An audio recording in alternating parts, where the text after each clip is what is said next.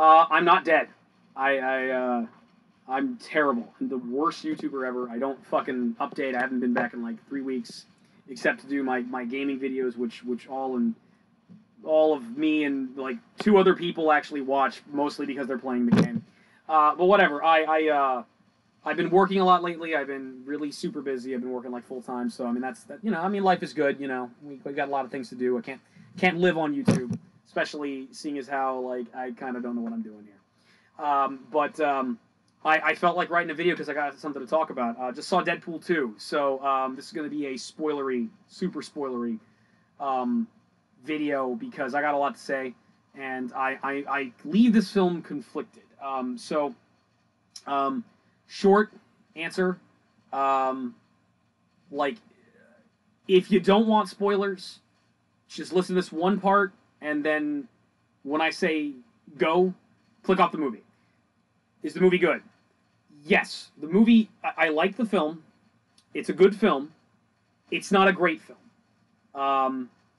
And it's a really good film that's a lot of fun, especially if you're an X-Men fan. If you were an X-Men fan, in terms of, I dare say this is not the best X-Men movie. I think the best X-Men movie has been basically confirmed. It's Logan. Logan got snubbed at the Oscars. It's bullshit. It's true. But, because comic book fans don't watch Oscar movies. But anyway, it's not the best X-Men movie in the world, but it's like, in terms of like an X-Men movie that feels like as good as an MCU movie, yeah, like it's like, in terms of like seeing all the shit you've always wanted to see, yeah, you get to see all the shit you've always wanted to see. And whereas, like, that's kind of how I felt about, like, X-Men Apocalypse. It was like, I was so happy to see Apocalypse. I was so happy to see Psylocke done properly. But that film has problems now, doesn't it? It does have a lot of problems. So in terms of that, it's good. However, I think there are some definite flaws and kind of missed opportunities with this film. I also feel like it's okay. I was thinking about it, like, in the theater, just watching the credits. This movie is better than The Last Jedi, and the fact that I started making Last Jedi comparisons while I was watching it is a bad sign, but it's definitely better than The Last Jedi. It's way better than The Last Jedi. It's better than, like, it's better than, like, Puppet Master 5. Okay? And I like Puppet Master 5. So, I mean, I know that makes me weird. But, like, it's a good movie, but it's got some problems. Is it better than Infinity War? Fuck no. Fuck no. It did. I wasn't expecting it to beat Infinity War, but like it definitely didn't. It was like this was the fun, not as epic follow through which had some problems. But I think it's kind of important to point out that it's like it's not as good as the first Deadpool. It's like the first Deadpool is a perfect film. It's my only complaints about Deadpool, the original Deadpool, are minor, really minor nitpicks that come from me as a comic book fan that are really like, oh man, wouldn't it be great if they did this? Wouldn't it be great if they did that? That's it. Other than that, that movie's perfect. It is a better structured film than this film. Does that make this movie bad? No. This movie has more cool shit in it than the first Deadpool does. It has more stuff, as a comic book fan, I've always wanted to see. But it doesn't have as good of, like, I feel like in terms of story structure, this is kind of sequelitis. It's like, it's on the one hand, it's like bigger. It's typical sequel problems. It's like in many regards, it's bigger and better than the first film. But the stuff that actually brought you to the party the first time, the stuff that was really good in the first film, is starting to fracture a little bit, and you can tell it is. Okay, spoilers as of now. Okay, so I'm not sure what to talk about first. Let's be positive. What did I like about this film? It starts off very well. It starts off very Deadpool-y. Ryan Reynolds is great as Deadpool. Miranda Baccarni is great as Copycat.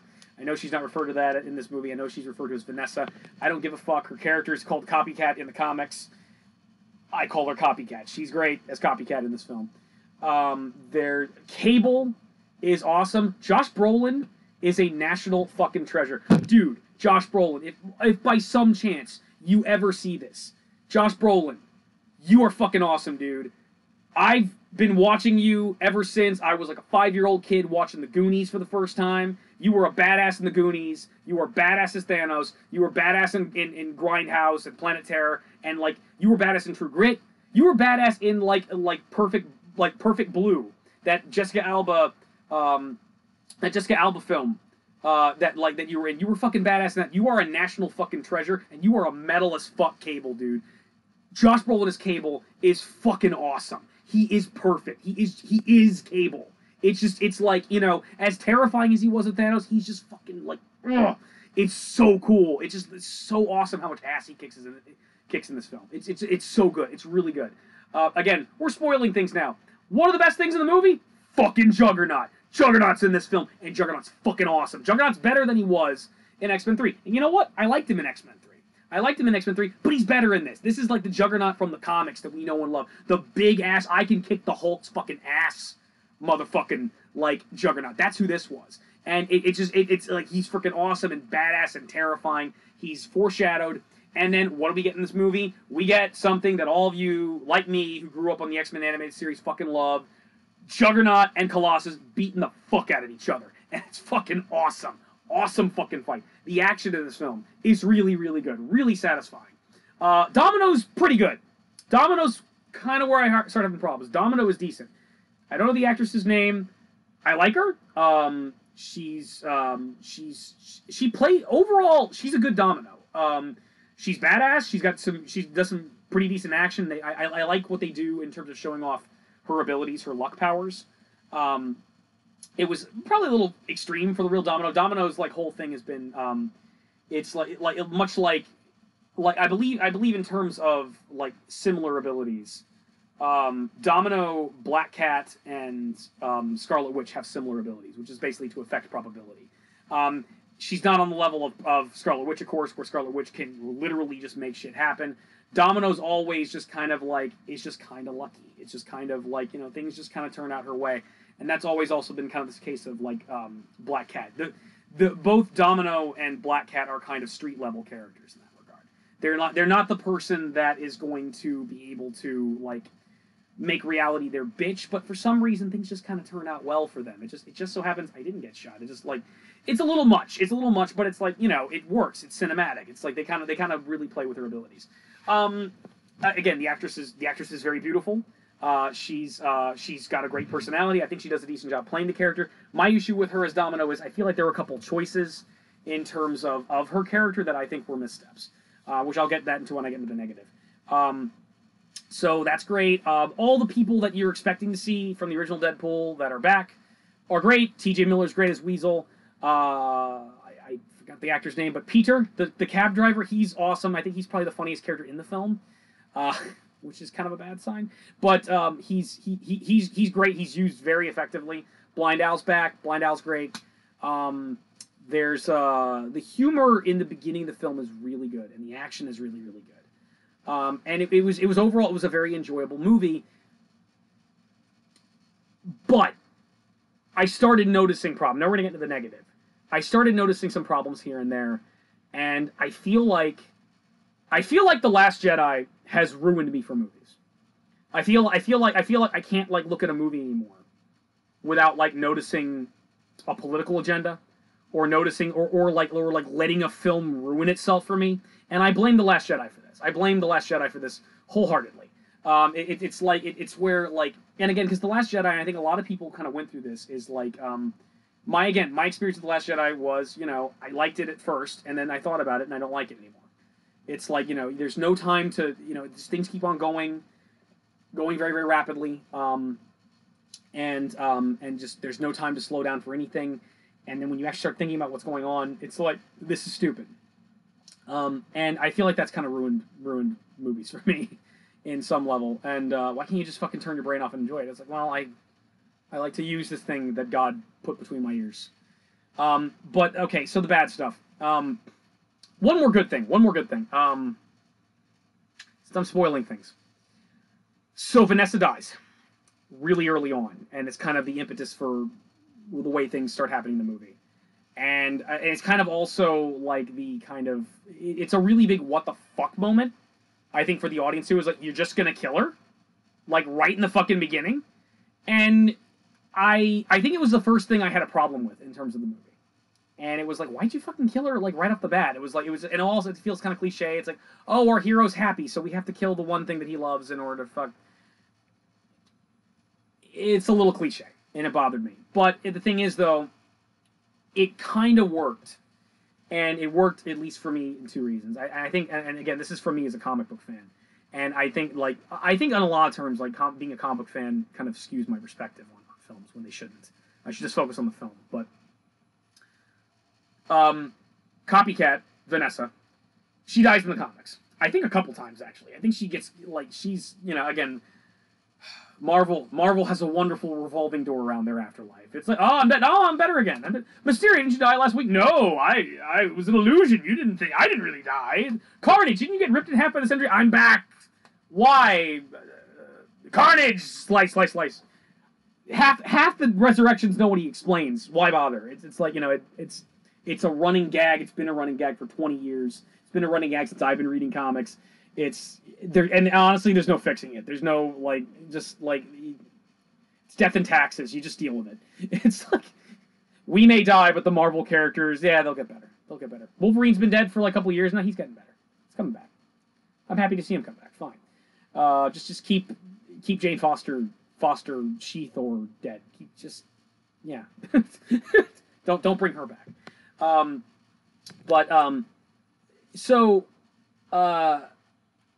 They kill her off early on, and the thing is, she's died in the comics before, and I think it kind of worked for me because some of my favorite comics are 3 issues of Deadpool in particular, which is the last 2 Deadpool Weapon X tie-ins, which lead into Funeral for a Freak.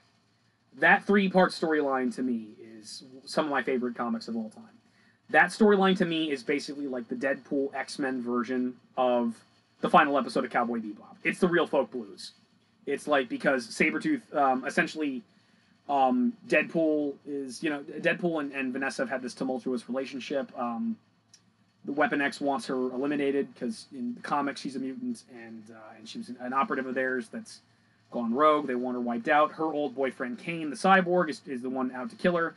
There's this whole adventure where basically Deadpool and Copycat are on the run from him, fighting him, and he's doing his best to keep her alive. She has shape-shifting abilities, so he hides her in the gorilla pen. And as a gorilla form, she's just kind of like, well, she smiles, and it's like, you always save me, you know. And then he goes out and he kills the fuck out of Kane, and he comes back, and all the gorillas are dead. And Copycat's there in her human form, dying, and like in her blood on the wall, it says Sabretooth was here. Sabretooth killed her. And she dies in his arms, and it's like Julia's death in Cowboy Bebop. And it was like, and she says, I'll always love you, Wade. And she dies in his arms. And then it leads to the next one. And it really, she might as well have just said it's all a dream. You might as well have said, yeah, I know. And the entire next issue, all I can hear while reading that, first of all I can hear is, a remix of, Yoko Kanno's The Real Folk Blues with, Eminem's 8 Mile. Because it starts with him looking at himself in the mirror, and it's like, it starts ready, his paws are sweaty. I can't fucking rap. It's to me, it just starts out with, freaking, I've heard it before. Someone did a remix of it, of, the 8 Mile Real Folk Blues. It's fucking awesome. It was it's his palms are sweaty. It's it starts off with that he's saying goodbye to everything, say goodbye beautiful face, say goodbye tracker that he likes him aware of me, and then he just goes in the weapon effects facility and just fucks everybody up.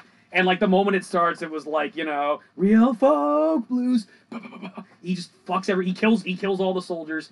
He jacks up Sauron, Wildchild, and a bunch of I think Mesmero, a bunch of the other mutants that the director's brought in. He's just jacking them up the director's on the run for his life, and then he runs into Sabretooth. And he has this epic fucking showdown with Sabretooth. Sabretooth's jacking him up, and he actually wins by punching Sabretooth right in the face as hard as he can, shoving his fist all the way down his throat, and chops his arm off, so he starts choking on his arm. It's yeah, fuck you, Creed. And then he goes after the director, and the director kills him. They hit him with this gaff that neutralizes his feeling factor, and he gets gunned down and he dies, and then they send, his hand to Wolverine as a little message. And then that leads into Funeral for a Freak, which is the silent episode. Marvel likes to do this thing. Joe Quesada started this. Joe, we really, really miss you. I know I bitched about you, I bitched and moaned a lot about One More Day, and I still haven't forgiven you for One More Day. But Joe, you were a good guy. You still are a good guy. We miss you. We need you at Marvel, bro. They're out of control. They're out of control. Axel Alonso was a bad decision. CV Cebulski's not looking any better. You need to come in and clean house. Put actual comic book creators back in instead of these crazy Tumblrina assholes. But, yeah, the whole thing is like, he sends, essentially Deadpool shows up as a ghost at his own funeral, and everybody's there. Everybody that has the remotest connection to Deadpool is there. Like Cable's there, the Juggernaut's there, like the Great Lakes Avengers show up. It's just everybody that's like Monty and Exeter from Deadpool's own series from the Jim Palamati run. They're there. Just everybody like Weasel and Blind Al show up. Warpath and Siren show up, and Siren's crying and mourning Wade's death. It's like the woman he loves is showing up. Typhoid Mary's even there with a veil, and she misses him. It's like his other lover. There's this one really cool scene where like all of a sudden like a card, like some object kind of flies in and hits, like bounces off a grave, bounces off a tree, bounces off something else, and lands in the coffin, and it's a Joker's card. And then Deadpool's ghost looks and back and sees where it came. There's a guy in a coat and a hat. It's Bullseye. It's fucking Bullseye, and it's laying like, see you around, bro. And then it all ends where like he like possesses.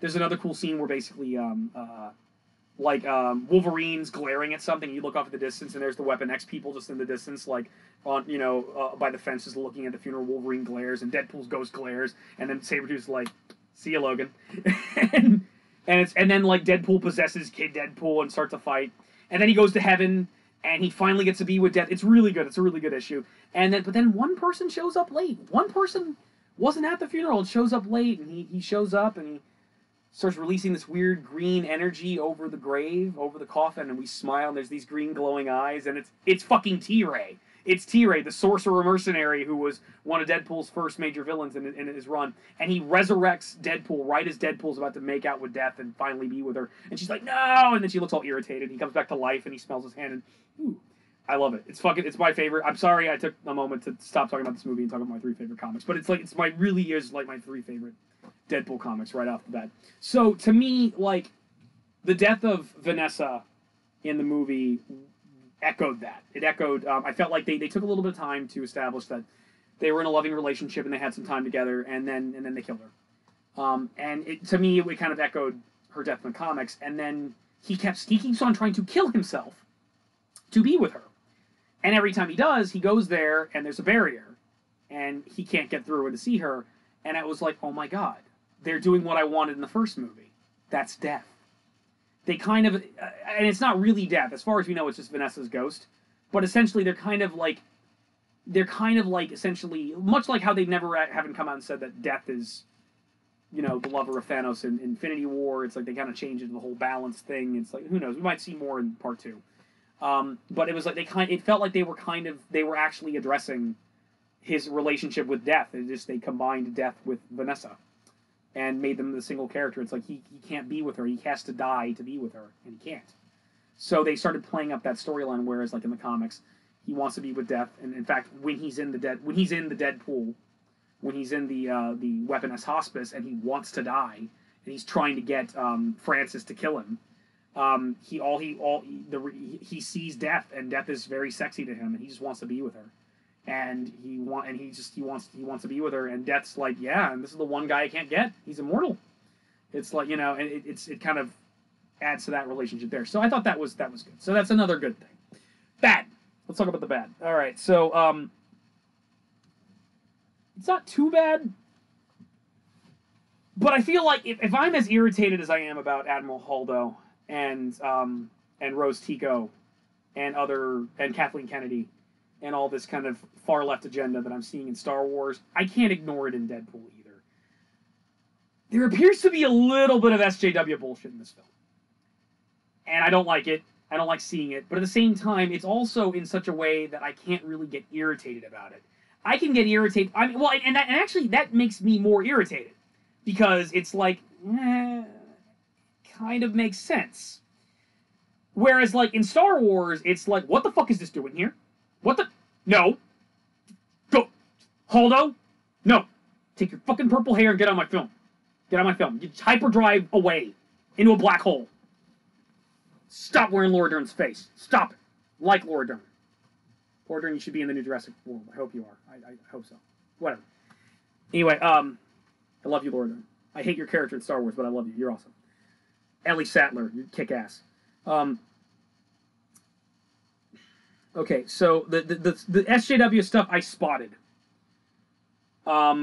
So we run into Teenage Negasonic again, and she's a lesbian. She's a lesbian, and she's dating a character called Yukio, which I don't think is. It's not the same Yukio from the Wolverine. It's not Yukio. Logan Wolverine's ex-wife, thief, assassin, supporting character friend from the comic. It's a different Yukio. I'm sure this is a comic character that I just don't know about because I haven't been reading in a while because of certain way that Marvel's being written right now, and also laziness and not wanting to pay for anything. I'm a cheapskate. I'm a real fucking cheapskate. I got to eat first, guys. I'm a fat guy. Fat guy. Comics, hamburger. Anyway, so she's a lesbian now. She's a lesbian. She's straight up like hypersonic, teenage hypersonic. I can't fucking say her name. I should know this. I know about her character from the comics. I should hypersonic teenage warhead is basically an SJW in this movie. She basically is. She's a Tumblrina, and it's like really, and it's like, But here's the thing, I can't get mad about this. Which makes me get mad about it. Because that makes fucking sense. That makes total fucking sense. She would be. Of course she's a fucking Tumblrina. Yeah, that character totally would be. She's an angsty teenager. I definitely kind of saw lesbian, a little bit there, possible in the first movie. Yeah, it makes total fucking sense. And again, it's like, normally what annoys me is when, people change things radically from the lore that this stuff is from. I'm one of those people that does get annoyed about that. I try to forgive it if the movie is done well, but it's like, yeah, when you adapt something and you change something and change it for the worse, that doesn't sit well with me.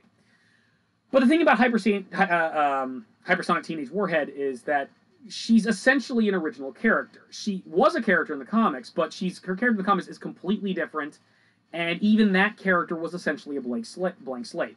In the comics, she was a mutant psychic that was a student of Emma Frost's, who died at the hands of Cassandra Nova. And we barely got to know her.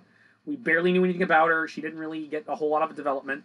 The only time she appeared again after that, at least that I know of, was in Astonishing X-Men, where she appeared again with Sebastian Shaw, Cassandra Nova, and this Glory, who was like this other more classical White Queen version of Emma Frost, and was in league with them. And it turns out that really wasn't her. That was a psychic construct created by Emma Frost, because Emma was actually possessed by Cassandra Nova, and she was essentially creating these constructs to serve Cassandra's ends out of her own kind of fucked up psyche. And Hypersonic Teenage Warhead was essentially guilt over, this is a student that I trusted, that I liked, that trusted me, that I liked, and I let her down.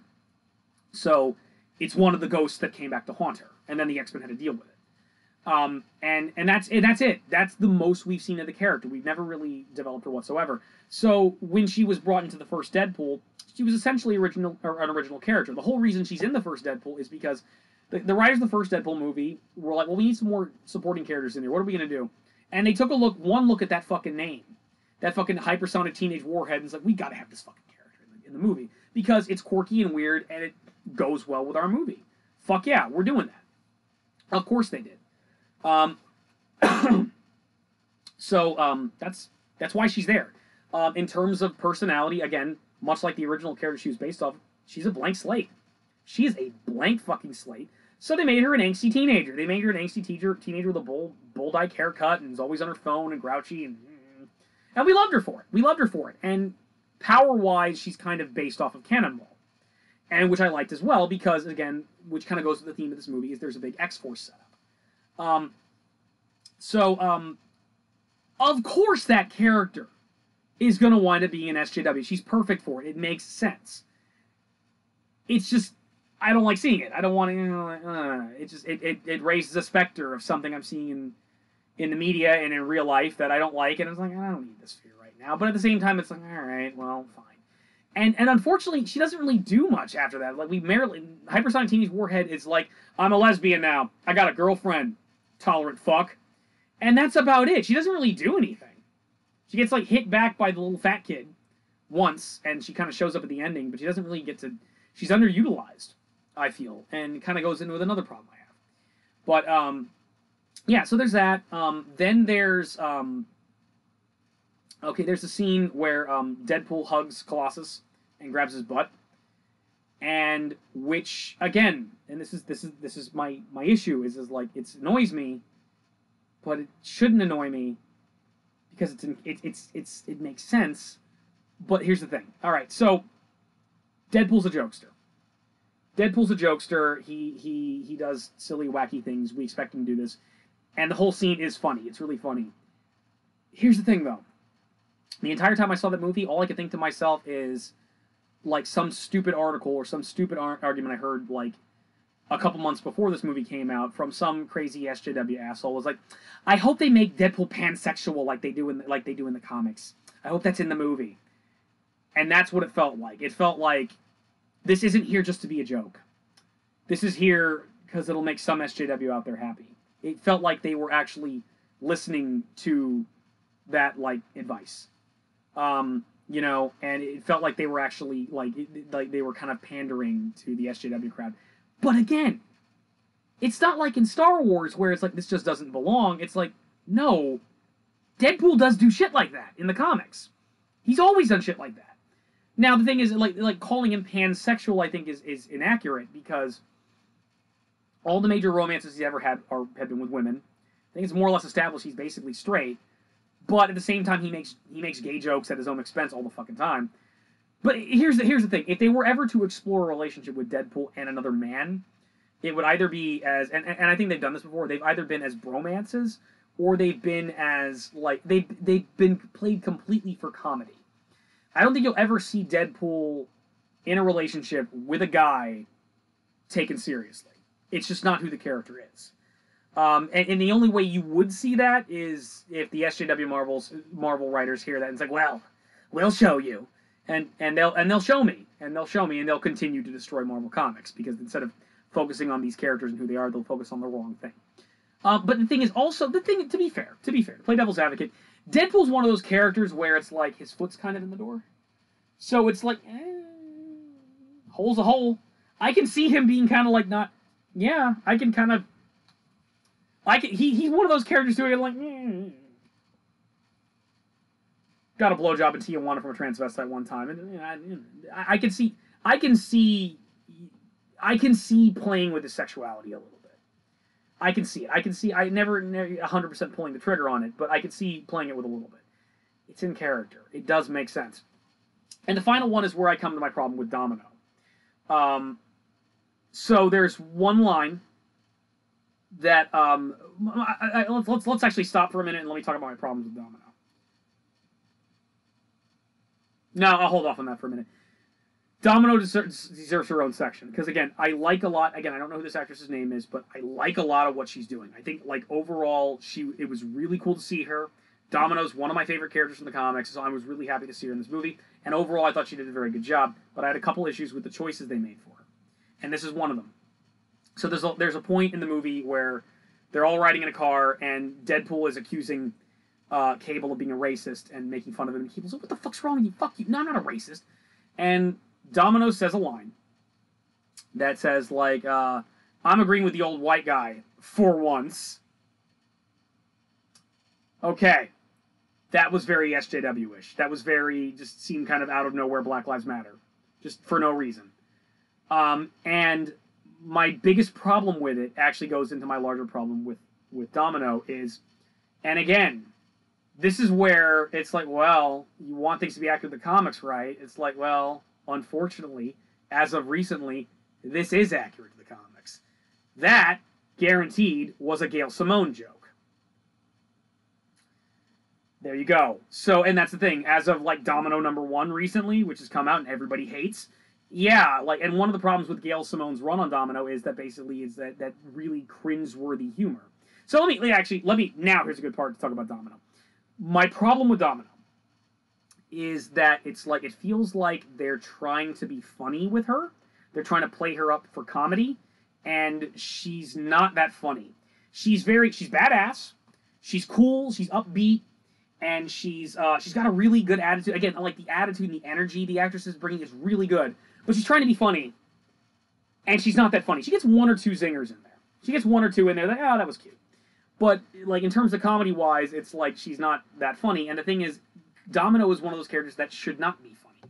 Domino and Cable, for that matter, are like Domino to me. The way Domino should be portrayed is you got to take into account who she is.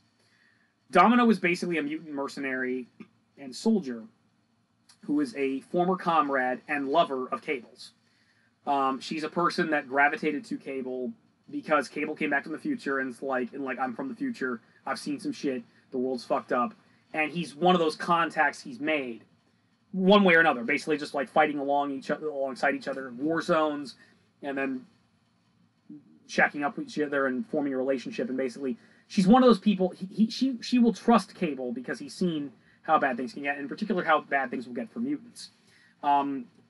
And again, Cable came back talking about how Apocalypse is going to take over the world. Apocalypse is we gotta stop this. To me, like the way to properly now, in the case of Domino, Domino didn't personally go through that. Domino didn't see the future that Cable came from.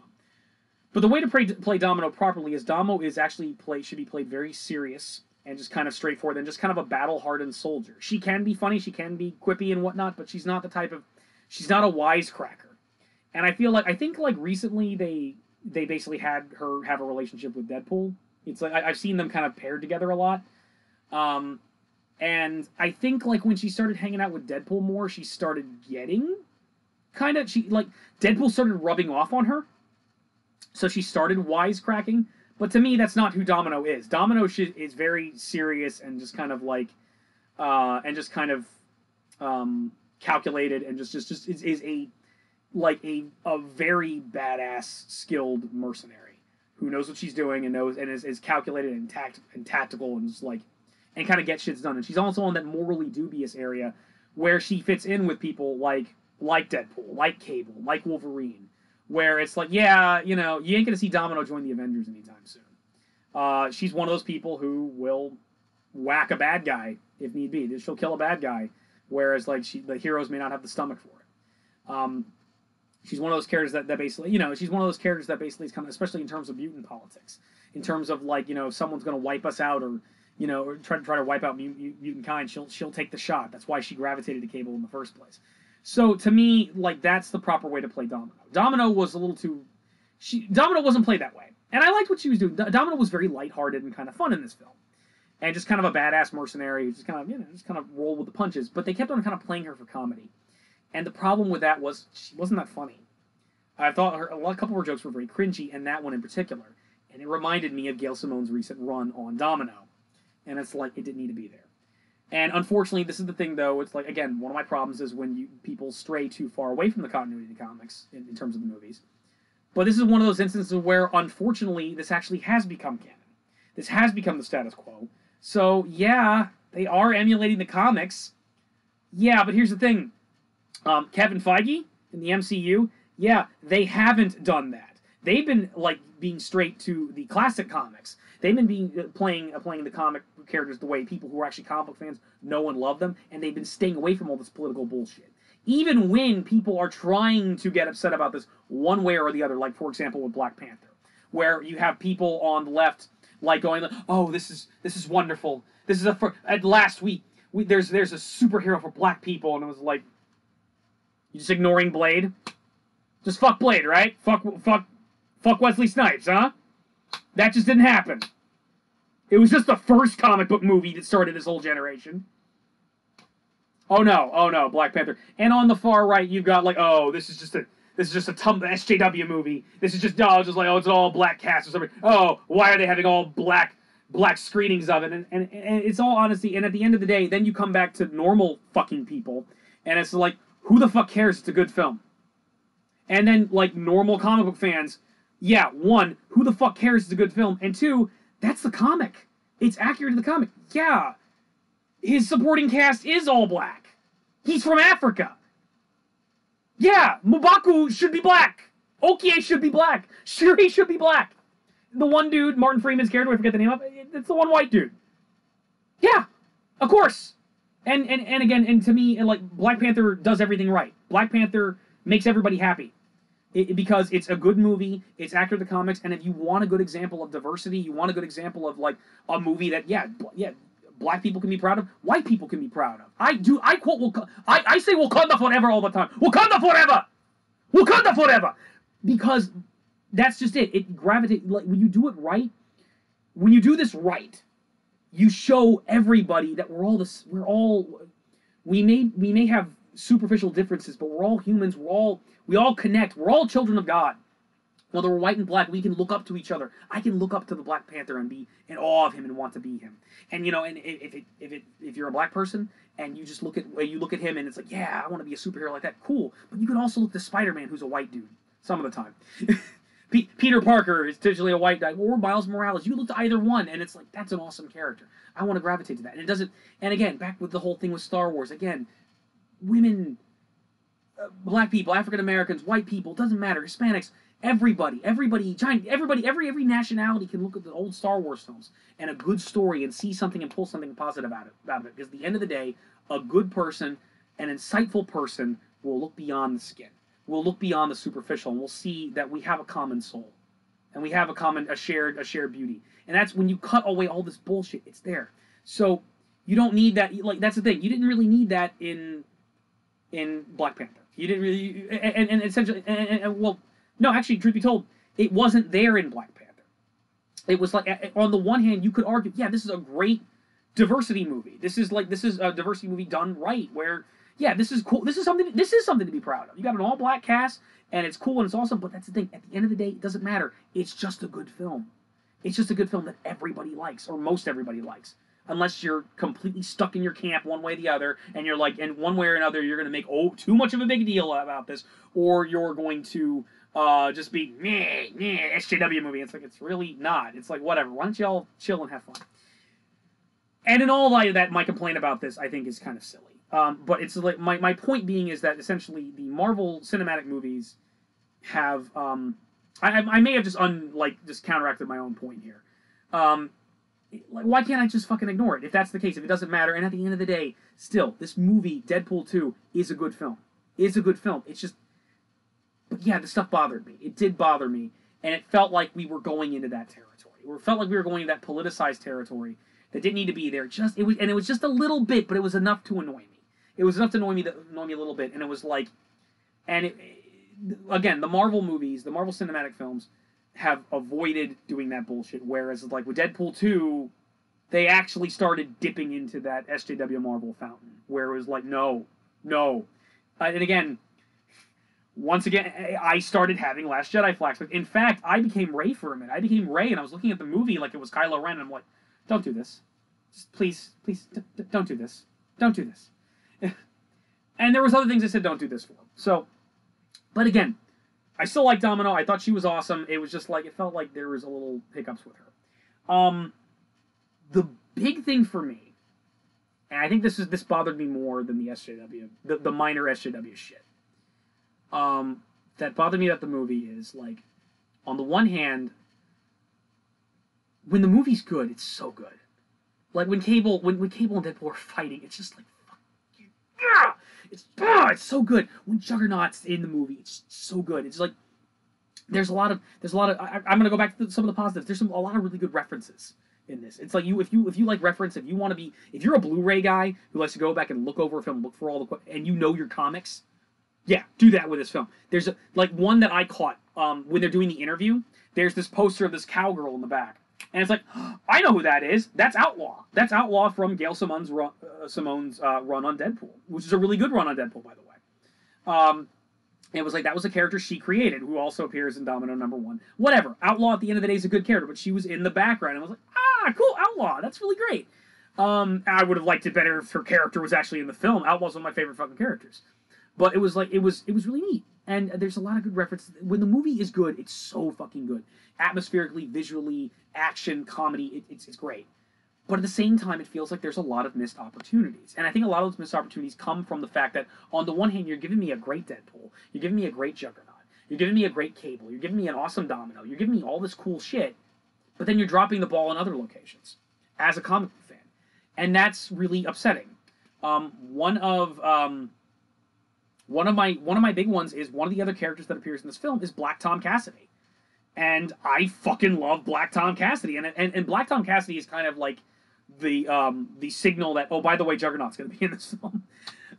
Because Black Tom and Juggernaut are best friends. So he appears early on in the film, and I'm like waiting. I'm waiting for Black Tom. Black Tom the entire time has like a Genosha neck collar on his neck. They bring out the Genosha neck collars in this film too, which neutralize mutant powers.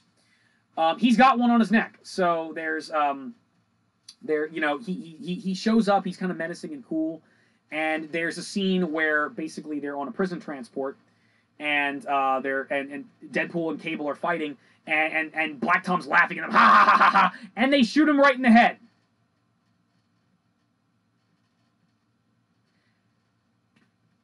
They just kill Black Tom Cassidy. You showed me Black Tom Cassidy. Black Tom Cassidy, who, by the way, in addition to Juggernaut, are Deadpool villains. Black Tom in particular. Black Tom has a personal hatred for Deadpool in the comics. It starts with the fact, I think it starts with the Circle Chase, which is the first miniseries that they did with Deadpool, where they're running around looking for Tolliver's storehouse and his weapons. And two of the people looking for Tolliver's stuff are... it started earlier than that.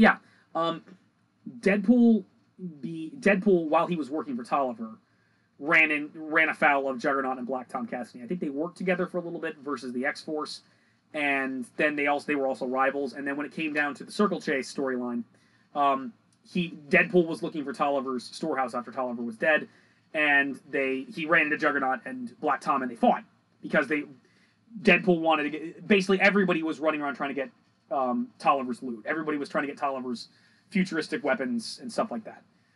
And so Deadpool was going for that too. He was going for the fortune. All these other villains were showing up as well. Well, Black Tom and Deadpool were... Black Tom, Deadpool, and Juggernaut were basically all going for that. So Deadpool fought Black Tom and Juggernaut as a result. And then the second miniseries, I believe, is Sins of the Father, which focuses primarily... It focuses on Juggernaut and Black Tom exclusively, and also Dr. Kilbrew. And in that one, that's essentially where Black Tom winds up getting his the treatment where he basically starts getting turned into a plant man, and the upshot of him having essentially having part of his body being a tree is that he can shoot his mutant powers through. Since his hands and his arms and legs are made of wood, he can shoot his powers through it. The problem is it's killing him, so he actually needs Deadpool's DNA with Dr. Kilbrew's help in order to make a serum to get rid of the plant part of his body. So Black Tom's a major Deadpool villain, and they just fucking killed him. And he came back. He came back later on. He's come back in numerous runs on Deadpool before, where Juggernaut's not even present. It's just Black Tom by himself. With one of my favorite moments of Deadpool, where where Deadpool becomes the human flamethrower, and he's got his pants down, and he's lighting. He's got a gasoline pump and a lighter, and he's lighting his farts with it, shooting fire at Black Tom. And Black Tom's like, "Oh Jesus, fucking!" Deadpool's just like, "I'm a human flamethrower, woo!" And it's hilarious. It's fucking awesome. And it's like, they just killed him. And it's like, that's a huge missed opportunity. But it's not the only one they do. There's a bunch of missed opportunities. They're one of which, I think the one that people are going to notice the most is, of course, with the X-Force. The X-Force are a big deal in the trailer. And it's really cool to see them. It's really cool to see, for my money, Shatterstar. I really love seeing Shatterstar. And Shatterstar is confirmed as an alien from the Mojo world. This is the first confirmed alien we've had in the X-Men universe.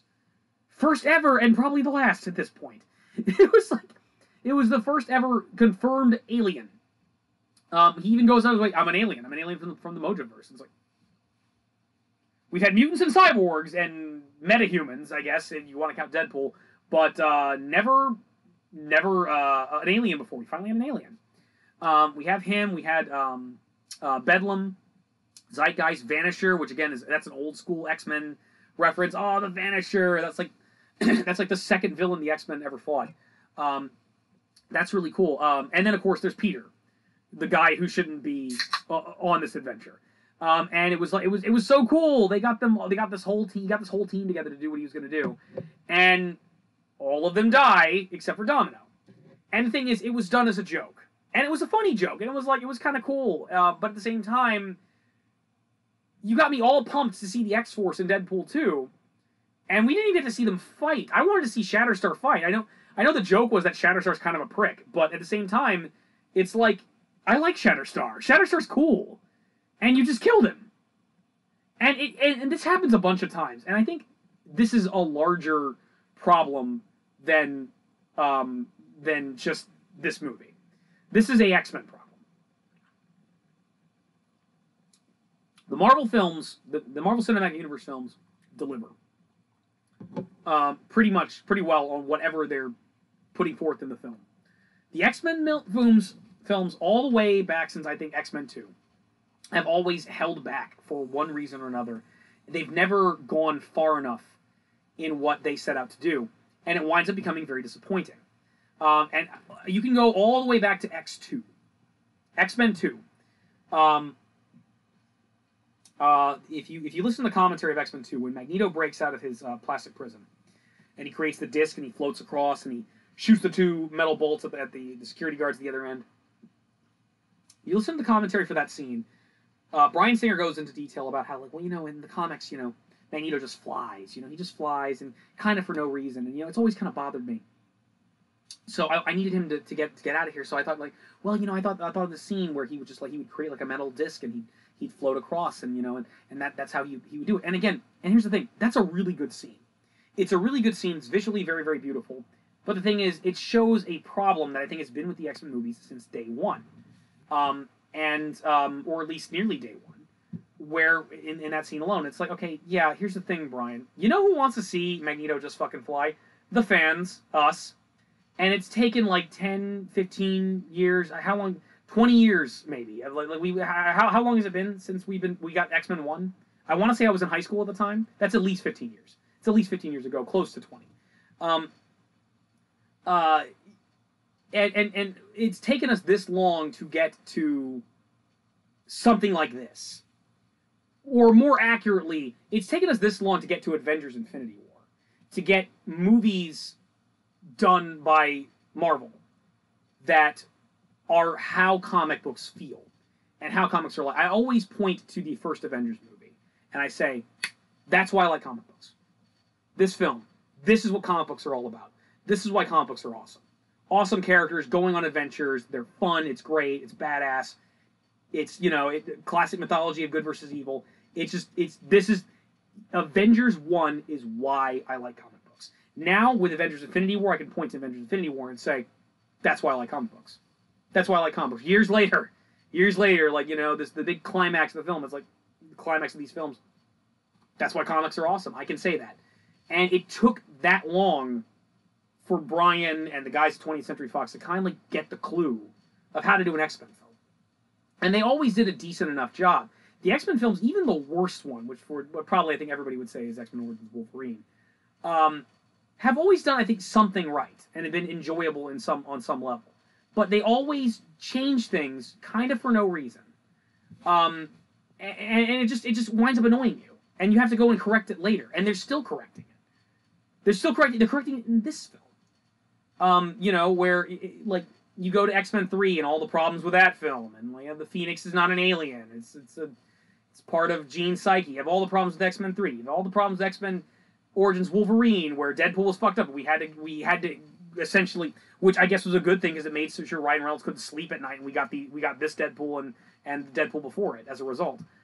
You've got stuff like in the Wolverine, where Silver Samurai's a robot now for some reason, and Viper's a snake lady when she's really just the head of Hydra, and it's like, little things. Like even like I think probably one of the better ones is X-Men Days of Future Past, and even that Well, that's really good. X-Men Days of Future Past, X-Men Days of Future Past was so good, and I still think is so good that I really can't find a whole lot wrong with it. But it was like, then we finally get to like X-Men Apocalypse, and X-Men Apocalypse. I think the big problem with that is that came out the same year as Civil War, and I think my problem with X-Men Apocalypse can be summed up. I like X-Men Apocalypse in spite of its many problems, which it has them. I'm happy to see Apocalypse for the first time. Apocalypse is one of my favorite villains. I'm happy to see him. I like Psylocke. I'm happy to see Psylocke for the first time. I'm happy to see Archangel. I'm happy to see all these characters for the first time that I've been wanting to see. And even Storm, even young Storm with the Mohawks. That was really cool. But at the same time, how come a fight between the Avengers over what to do about Bucky? Should we arrest Bucky or should we let him go? How come that fight is more intense and interesting and frenetic and impactful and entertaining than a fight between the X-Men and their most powerful villain? Because in Avengers, not Avengers Civil War, in Captain America Civil War, it's the fight choreography is great, and you have people trading off, like Black Panther versus Bucky over here, Captain America dealing with Spider-Man, Spider-Man knocking down, you have Ant-Man go Giant Man, and then I saw that at Great Lakes. We saw that like a day early for free, which was it was one of the better moments I had at Great Lakes, and it was like when that happened, every sailor in there was like, whoa! And then Spider-Man topples him, and just everybody was like fucking digging it, and it was amazing. Final fight with Apocalypse. Just keep shooting him. Psst, psst. Just keep shooting him for like 10 minutes, and he's just like force field, and it's like, for fuck's sake, dude. Grow giant and shoot a laser out of your eyes. Turn your hand into chainsaws. You did it in the fucking cartoon. Why can't you do it here? Why? Bryan Singer.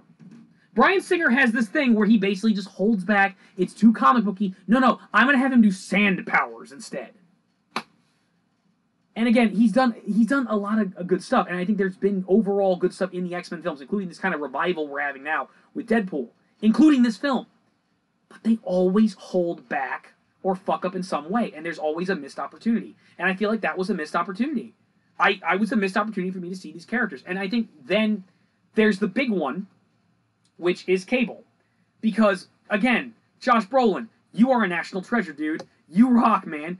You have a great Cable.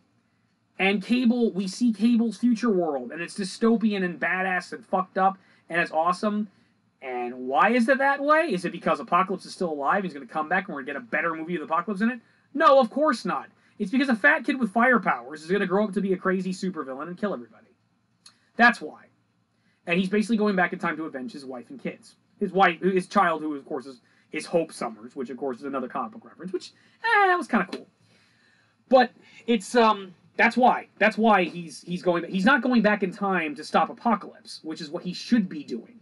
Which is what Cable's entire arc was about. But no, we shot ourselves in the foot with X-Men Apocalypse. We shot ourselves in the foot with that movie. So now we can't do that movie. We're selling all of our stuff to Marvel anyway. And as once again, it just feels like such a missed opportunity. You've got such a good Cable in this film. And it just feels like a lot of that. I kind of mourn.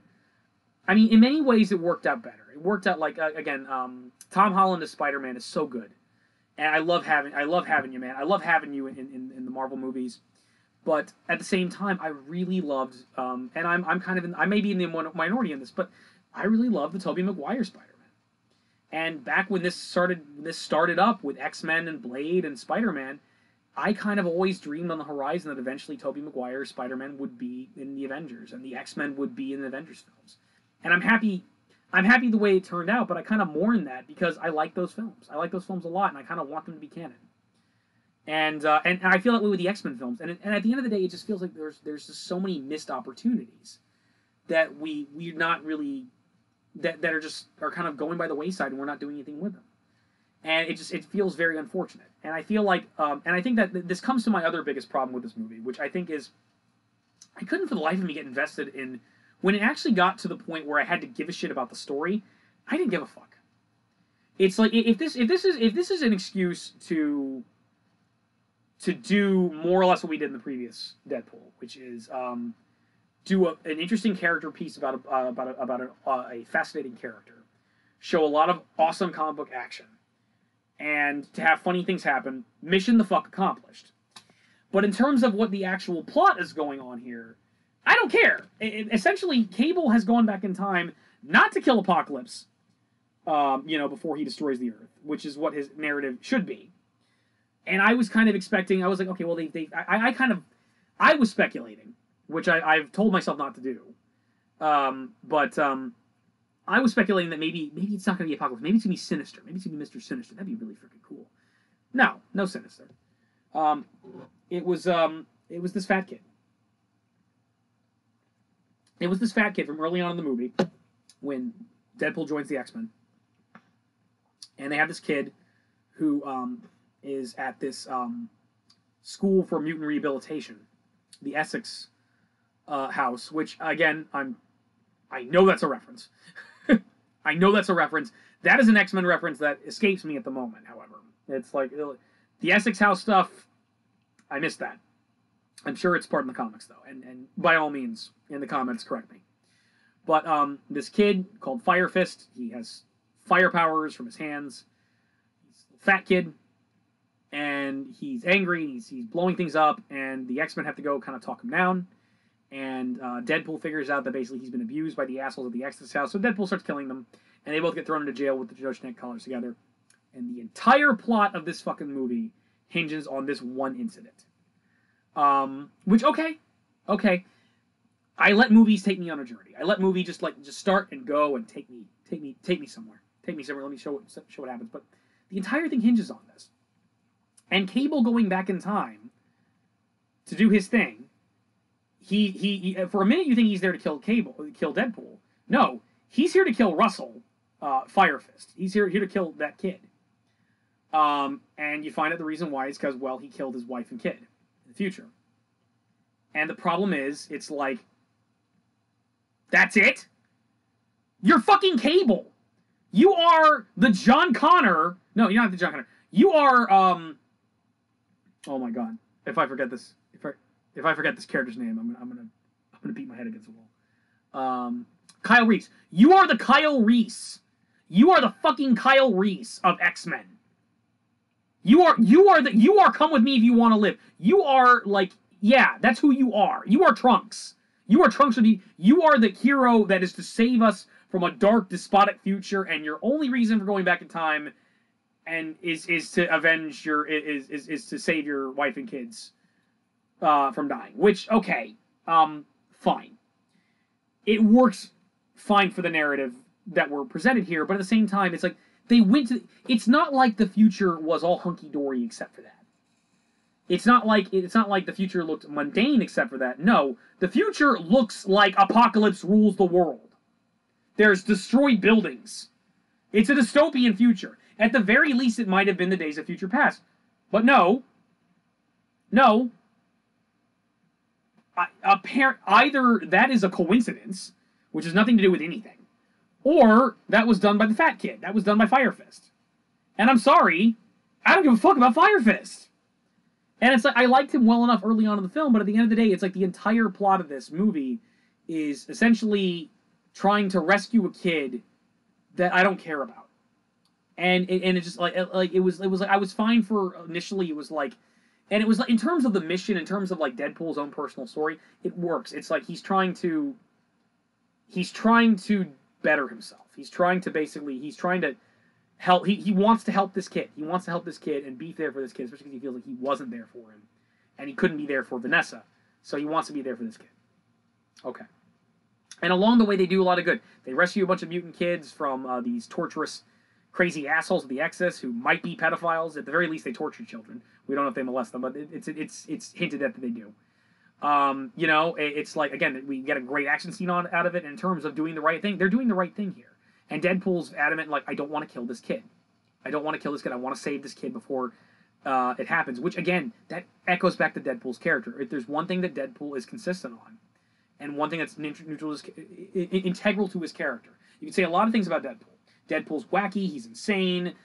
He's a good guy sometimes. He's monstrous on other times. He has his moments where he's very dark and very terrible. but he has a rule. He has one rule about him. He doesn't kill kids. He does not kill kids. He draws the line there. This goes all the way back to part of his origin stories when he first started doing mercenary work.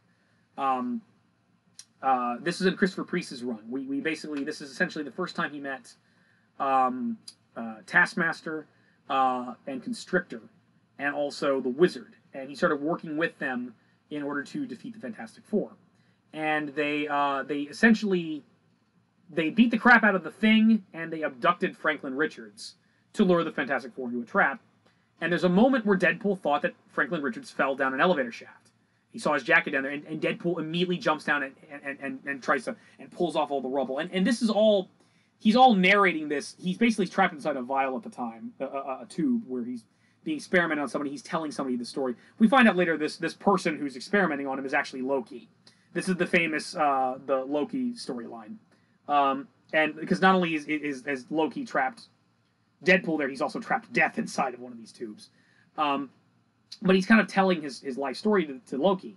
And he's basically, he jumped down, and he started removing all this rubble and looking frantically, come on, kid, you gotta be okay. And he starts narrating, he's like, that's the thing, like, I never really thought of myself as a good guy or a bad guy. It's like, I've never, like, I've done a lot of bad things, I've killed a lot of people, but, that's mercenary stuff. I kill other soldiers, I kill criminals, the people I kill, they know the score. They know the game. It's mercenary work. It's soldier work. We're all adults here. I never really thought of myself as like a superhero or a supervillain. It's like I'm a mercenary. But that's the thing. The people I kill are adults. They know the score. I don't kill kids. I can't handle that. That's like a kid should be left out of this. It's one of those moments of humanity that really makes Deadpool a likable character, and it's one of those things that really makes him lovable and shows you that this person who, in spite of all of his flaws, in spite of all of his shortcomings as a person, can be a hero. It makes it all the sweeter, like at the end of Cable and Deadpool when he's fighting alongside the heroes against the symbiote dinosaurs. Read it; it's fucking awesome. Where he feels like Black Widow tells him to cover, and he just does it and doesn't even think about it, and he finally feels like he's where he belongs. He belongs with the superheroes, and they even invite him to a poker game at the end of that. At the end of the whole thing, he becomes part of the family at that point. And anyway, back to the whole kid thing. Then it turns out Franklin Richards is fine. He's up on the top of the thing. He's got a laser gun and it blasts him. And then the Thing beats the shit out of him. And then there's later on, there's the Uncanny X-Force storyline, where Wolverine's team of X-Force assassins with Psylocke, Deadpool, Archangel, and Phantom X discover that Apocalypse has been resurrected, or cloned at the very least, as a little kid, who's a little boy from Brazil Hitler baby. And he's on the moon, and the Akaba cult is rearing him to be Apocalypse and to take over the world. And so they're like, yeah, we gotta go kill that Apocalypse baby. And so then they're like, wait a minute, we're gonna go kill a kid? Yeah, we're gonna go kill a kid. It's one of those stories that was like, if you had the opportunity to kill Hitler as a child, would you do it? It's one of those questions. At the end of the day, Deadpool's not cool with the idea. And it comes to the point where basically no one there is able to really make the call. Wolverine and Psylocke are adamant, we need to do this. Warren was on the fence and then was like, no, we can't. At the end of the day, they couldn't do it. Deadpool couldn't do it. And it's like, okay, we'll figure something out. We'll help this kid. Boom! Phantom X took the shot. And Phantom X later regretted it. So Phantom X took the kid's body, cloned him again, and brought him back to life. And in the world, the crazy extra-dimensional super science evolution world, science lab, and brings him back to life and gives him a life there where he's essentially raised by the Kents and becomes one of the more compelling characters in my opinion, which is Ethan, or as I like to call him, Kid, or a lot of people call him this Kid Apocalypse as a good guy, at least some of the time. I think the Daken and Sabretooth corrupted him at a certain point. I haven't finished that storyline. That was a really good storyline. I didn't finish that one. But yeah, that's the thing. Deadpool doesn't hurt kids. Deadpool doesn't kill kids. So that kind of, it does harken to his character, and that's the central conflict between Deadpool and Cable the entire time. Is that Deadpool's like, no, we got to find another way. We got to save this kid. And Cable's like, no, this guy's gonna kill my kid and my wife, and not just that, he's gonna kill. Essentially, this kid is going to be Apocalypse, but he's not going to be Apocalypse. He's gonna have fire powers. He's gonna be evil fire kid, Fire Fist. And it's like, it's fine, it's just, I don't fucking care about this kid.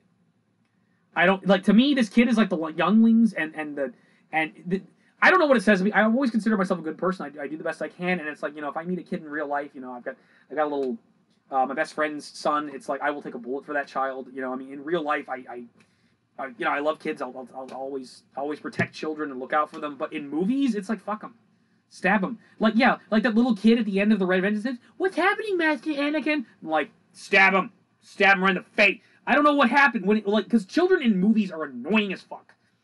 And I found this kid kind of annoying. It was like acting wise, he's not bad, but it was grating.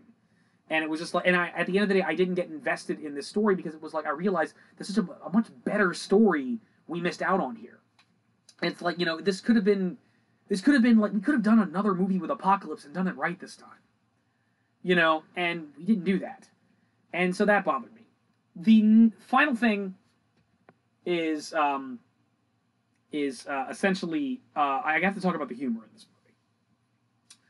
Initially, the humor starts out very, very good, and the movie had me rolling through most of it until, like, towards the end of the third act. Right around the climax, in particular, I found the humor became very, very cringeworthy. And I think, like, some of the jokes in this movie do fall flat. The humor started cracking up, but basically it starts happening around the third act. Like, again, when Deadpool takes a bullet for the kid and starts dying, he just won't die. That scene's not funny. It's just not funny. And it goes on, and it's like, Jesus Christ, Trinity and the Matrix Revolutions died faster than this. It's not funny. It's not funny. On top of that, okay, so they make tons of fourth wall breaking jokes here. A lot of them which have to do with, like, the MCU, the other X-Men films, and even the DCEU. They make a lot of jokes, and initially, again, it's pretty good. It's pretty funny. I'm digging it. But after a while, it's like, okay, stop, shut up. It was like they got to a point where it's like, okay, enough of the fucking references already. It felt like they kind of it was almost like they were trying too hard in certain respects. So again, these were starting to bother me, and especially around the third act, like when Deadpool is dying. I'm like, I was like, like this, and again, we just had an awesome fucking fight with Apocalypse, not Apocalypse. We had an awesome fucking fight with Juggernaut and Colossus. An awesome fucking fight. We had, like, Cable's been fucking awesome this entire fucking film. And it's just like, but it's like, this movie, it's a really good movie. But I can't say it's a great movie, and that bothers me. It's like, because it should have been. It's like, I wanted this to be better than or as good as Infinity War. And that's probably asking too much. But it was, and the thing is, it's really frustrating, especially with the X-Men films, where they keep on shooting themselves in the foot. They keep on, like, making these stupid fucking decisions that basically keep them from being really great movies. To the point where I am super happy with 20th Century Fox selling all its properties to Disney at this point. In spite of the problem with at least one camp of Disney. Fucking Star Wars. Look, the X-Men, Deadpool, Fantastic Four, in the hands of Kevin Feige will be great. And I think that's the problem, is, like, as good as the X-Men movies are, and as much as I like them, they really need to come back to Marvel. They really need to come back. We need to see the X-Men in the Marvel Universe. We need to see the MCU writers handling these, because they'll handle it better. As much as, of all the things that they've achieved, of all the things that this movie achieved, which I like, it's still, and again, this movie is definitely worth seeing again. I'm definitely going to buy this movie when I get the chance. But I'm kind of disappointed. I'm a little disappointed because it should have been great. And instead I got really good. And really good is not worth complaining about. And that's the thing. Again, I started having a little bit of Last Jedi flashbacks, but it's nowhere near as that bad. Nowhere near. Fuck, it's better. The movie, like, and again, that's the thing. When the movie's good, it's really good. But when it's bad, it's kind of infuriating. I mean, but let me put it this way. Like, in compared to something that we know beat the shit out of The Last Jedi, it's better than Jumanji. It's better than Jumanji 2, which I like. Jumanji 2 is awesome. But it's like, you know what Jumanji 2 didn't have? Juggernaut, Cable. This movie has them. So it's like, it's got that over, like, there you go. But, around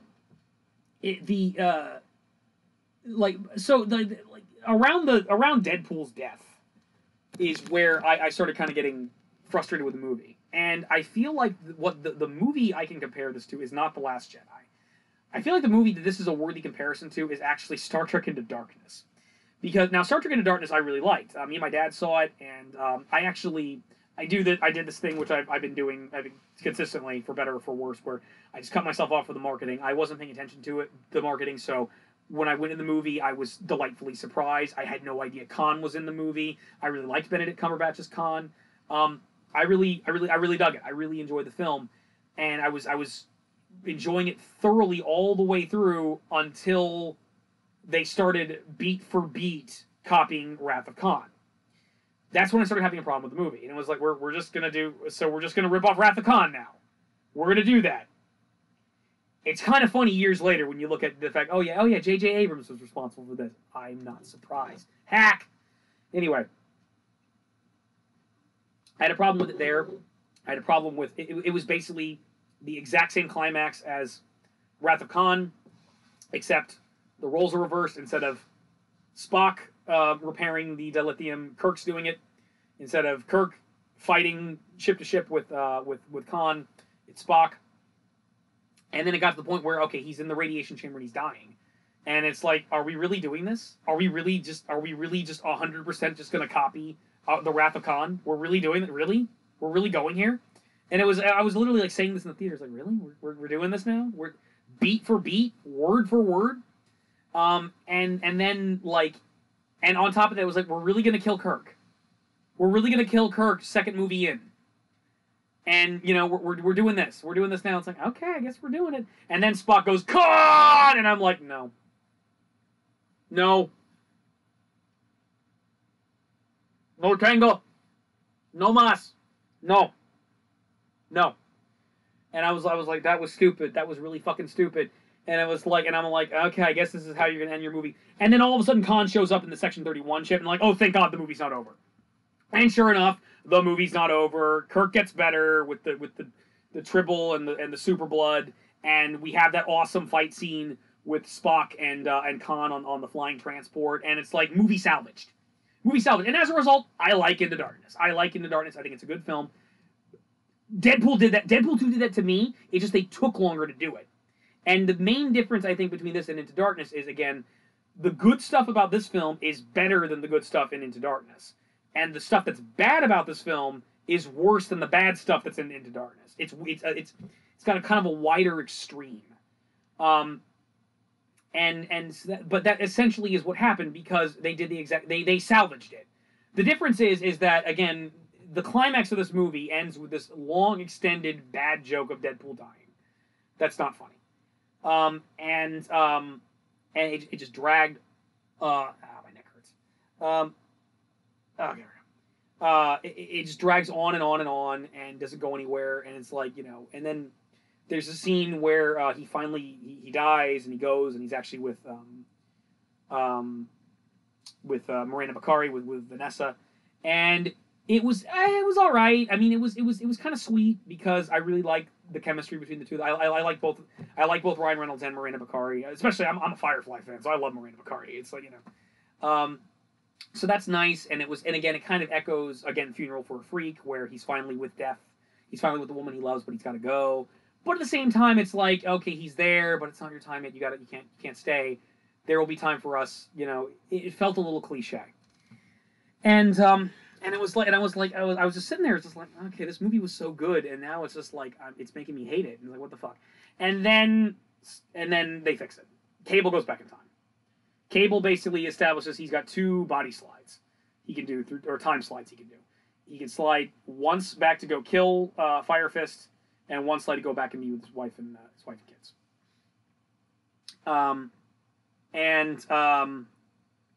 That's what it's going to be. So, like, what he chooses to do is he realizes what Deadpool did worked. His child's going to be okay. So he time slides one more time. He goes back to the moment where basically they were getting out of the car, puts something in his jacket, and basically Deadpool gets shot by him, and this time he gets shot, but it hits the little the skee ball ticket that was the anniversary gift that he gave to Vanessa. And he put it in his pocket, and it took the bullet, so he actually saved Deadpool's life. And so Deadpool's not going to die. So they fixed the movie. They fixed the movie. An aside, before I get... What is it with recent films and killing off the characters too quickly? What is What is it with this? What is it? I mean, because I think that's where a lot of the problems come from. If we go all the way back, I was bringing up Into Darkness. Okay, one of my problems with Into Darkness is you're really gonna kill Kirk in the second film. 2 movies in, and you're gonna kill him. Why? The Last Jedi. Really? You're gonna kill Luke? Second movie in. Why? And it's like, why are you fucking things up? It was like, and sure enough, and again, Into Darkness had the sense not to kill Kirk. It was a red herring. It was like, it turns out he's gonna be fine. At least, and you could argue how cliche that is. At the end of the day, it's satisfying, which is the problem with The Last Jedi, is it's not satisfying. It's not satisfying what they did to Luke or what they did with that movie whatsoever. And then this movie too, it's like, my whole problem is, it's like, okay, you killed Vanessa, and you killed Deadpool early, second movie in, why? And at the end of the day, it felt like parts of this movie were written by Rian Johnson. Like the whole X-Force dying thing, the killing off of of Black Tom Cassidy, it felt like, oh, it goes against your expectations. Yeah, it's not satisfying. It felt like one half of the writer was like the original guy who did the first X-Men, the first Deadpool movie, and then Rian Johnson just snuck in and scribbled like, oh, I'll go against expectations. Go against expectations. It's like, yeah, don't do that. Don't fucking do that. So, yeah. But then the movie fixes itself. The movie saves itself for it's like, okay, Deadpool's not dead, and we have kind of a walk off, and they're all cool, and he saved the kid, and I guess that's good. He did a good... In terms of what happened, he actually saved the kid, and that's cool. But the problem is the kid didn't endear himself to me. Whatever. We get this nice scene where he walks off with the characters we do it's all badass. And then we have the after credit stuff. And in the after credit stuff, he has hypersonic teenage warhead fix the time slider, and he immediately goes back in time and rescues Vanessa. He goes back in time, throws the knife directly into the Russian mobster's head, kills him. Vanessa's fine. He goes back, he saves Peter. He doesn't bother to save the rest of X-Force. He doesn't save Shatterstar, probably because he still thinks Shatterstar's a dick. So it's in character, it's still disappointing to me. But yeah, he goes back and he starts fixing things. And so it's like they instantly they pulled me back. They pissed me off, and they pulled me back and fixed the movie, but they just did it at the last fucking second. Whereas Into Darkness had the decency to give me a nice extended fight scene between Spock and Khan, which is something I'd never seen before. It was awesome. They at least did that. This thing, it waited the last fucking minute to make me go away happy, so I wouldn't be fucking pissed off. And it's worth it. Yeah, he made it better. He saved Vanessa's life. He saved Cable. We find out is not going back to the future because he knows his wife and kid are okay, and he's gonna stick around and make sure that the timeline stays on track. So if we have any future movies, Cable's going to be in them. His daughter is in fact Hope Summers from the comics, so that's kind of cool. And then Deadpool went back in time. He saved Vanessa, so good we can have Vanessa come back. I still really want Vanessa to become a mutant. I really want her to be copycat. I'd love to see Morena Baccarin in blue skin with white hair. That'd be really cool. But yeah, he saves her. He saves Vanessa. He does what all of us would do if we had a time machine. He goes back and fixes stuff. He fixes the timeline. He goes back, rescues Vanessa. That's cool. He goes back and saves Peter. He doesn't save anybody else. He doesn't save the rest of the X-Force, but he saves Peter. Then he goes back in time. There's some really good cameos in this movie. There's a cameo by the entire X-Men First Class team, who are deliberately hiding themselves from Deadpool and only letting Colossus deal with him. It's James McAbee, Xavier, and Beast and all of them. They're all in the room. The Cyclops, they're all there, and they're like, close the door. It was a really good cameo. And then of course it's a cameo by Wolverine, which I believe is all just stock footage. Basically, he goes all the way back to X-Men Origins Wolverine, and we see Barakapool and Wolverine, and there was Wolverine. There's Wade, is that you? Looks like Stryker finally found a way to shut you up. And then the claws come out. He's ready to fight him. Boom! Barakapool falls down dead, and Deadpool comes around the corner. Oh, hey, Logan. It's me, Wade. Don't worry about me. Just fixing the timeline. Bah, bah, bah, bah, bah, bah, bah. Good stuff. And then finally, the last scene in the movie is he goes back to when Ryan Reynolds got the Green Lantern script, and he just kills Ryan Reynolds, and it's like, don't worry, yeah, don't worry, Canada. Thank me later. And then the movie ends. So, all in all, I had some problems with this film. I had some issues, and they annoyed the fuck out of me. And that's the thing. It annoys me because I feel like this movie should have been a great film, and I don't think it was a great film, but it was still a really good film, and you should watch it. This is definitely a really good X-Men movie. If you've always wanted to see a movie where Colossus pummels the ever-loving shit at a Juggernaut, like they don't throw tanks and buildings at each other, which they should have, but they come close. They throw buses at each other. They throw buses. It echoes that X-Men animated series episode where like Colossus and Juggernaut are throwing tanks at each other, and Juggernaut's all like, "Tank you!" It's like, yeah, it was just fucking badass. It's fucking great. You want to see Cable jack some mofos up? You want to see Deadpool being funny and kicking ass? It's like, it's definitely a good movie. It's definitely a good movie. It's a really good movie. It could have been great. I think there's a couple problems with it that I needed to bitch about. I needed to get on here and just fucking complain.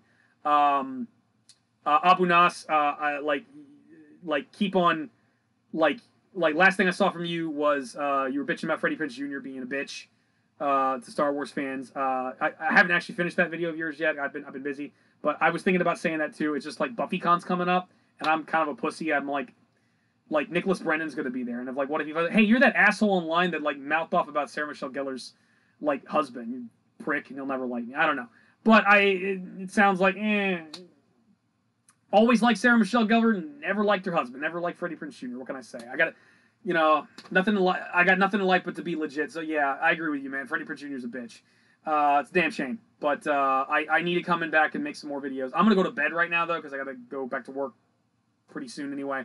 But more shit for me, more videos with my terrible lighting in my horrible, like, I don't know, scary kitchen. From me later on. But anyway, basically, okay, so Deadpool 2 had some issues with it. Still a good movie. It's still badass. Go check it out when you can. I need to come back here and make some more videos when I get a chance. We got some more games coming up.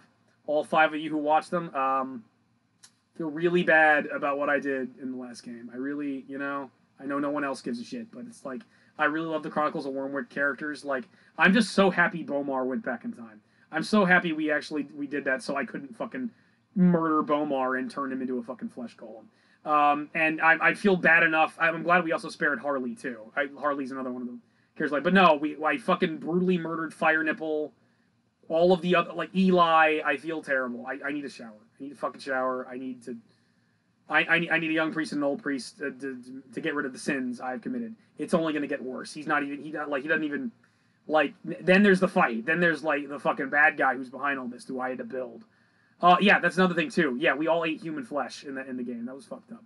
Anyway, but yeah, so Friday, Saturday, we're gonna do another game. Should be good to go. We gotta get Malmoto back up in here. I really want to hear what he's got to say about that. But yeah, we're gonna do some more game videos when I get the chance. Do some more commentaries, my thoughts on life, the universe, and everything when I get around to it. And other than that, I'll be working, busting my ass, and going to school. And Howard, I haven't forgot about you. I'm really sorry. I need to hurry up and send you the thing about The Last Jedi. But yeah, I think that's enough for tonight. I'm going to get some sleep. Anyway, check out Deadpool 2. Don't see Solo. Do the right thing. Don't see Solo. Watch anything else. Anything else. Watch Jurassic World 2. Jurassic World 2 is going to be fun. Dinosaurs. You can't go wrong with dinosaurs. This is the Dread Pirate. Catching y'all later.